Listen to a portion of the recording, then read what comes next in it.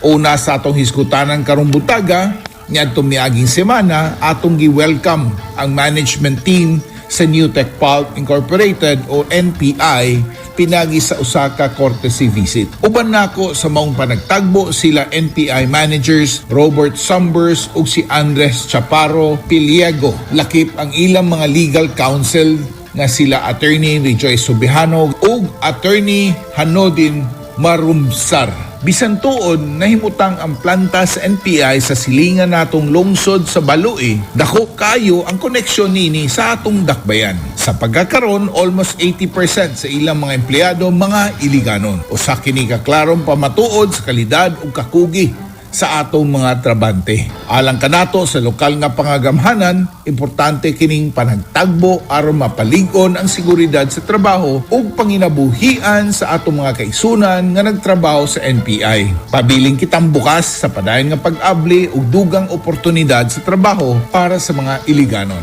Pagpalig-on sa ekonomiya pinagi sa lig-on nga pagtinabangay sa pribadong sektor ug ang pagmintenar sa papel sa Iligan isip sentro sa komersyo ug industriya sa rehiyon. Padayon ang atong paningkamot nga mapabili ng Iligan nga usa ka business-friendly city din atong gipanalipdan ang interes sa atong mga trabante. Daghang salamat sa Newtek Pulp Incorporated sa inyong pagsalig sa talento ug abilidad sa mga Iliganon. Samtang sa pikas kabahin, malipayon kong ipahibalo nga nakabot na nato ang usa ka dakong milestone sa atong paningkamot nga mapalambo ang serbisyo sa dakbayan pinagi sa teknolohiya. Formal na natong napirmahan ang Memorandum of Agreement o MOA uban sa Mindanao State University Iligan Institute of Technology or MSU-IAT alang sa pagbansay sa atong Information System Strategic Plan o ISSP. Dako kayo nga among pasalamat kay Chancellor Alisedni M.D. Tukalan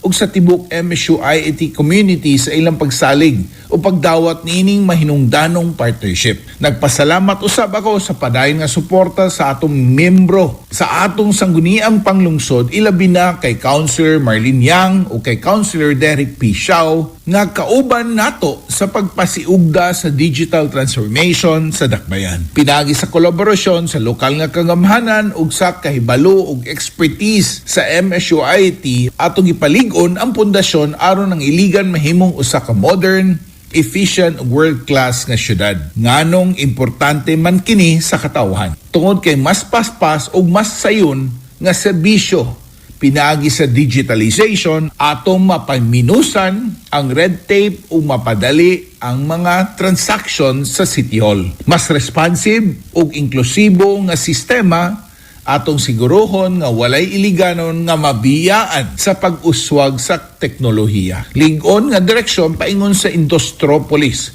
o sa kini kadakong lakang aron ang Iligan mahimong sentro sa innovation ug kalambuan sa rehiyon. Uban sa suporta sa Department of Information and Communications Technology o DICT ug sa padayon nga paningkamot sa atong lokal nga kagamhanan, klaro nga ang Iligan nagpadayon og lihok paingon sa modernisasyon. Hinahinaman apan sigurado nagtukod kita og mas maalamon, mas paspas o mas maayong Iligan para sa matag pamilya. Wala na kitay igong oras sa pagpadayon sa atong programa. Hangtod ugma na usab natong panag-uban, daghang salamat sa pagpaminaw kini inyong Mayor Freddy Siao, inyong masaligan, masandigan o masampit. Mayong buntag, Asenso Iliganon.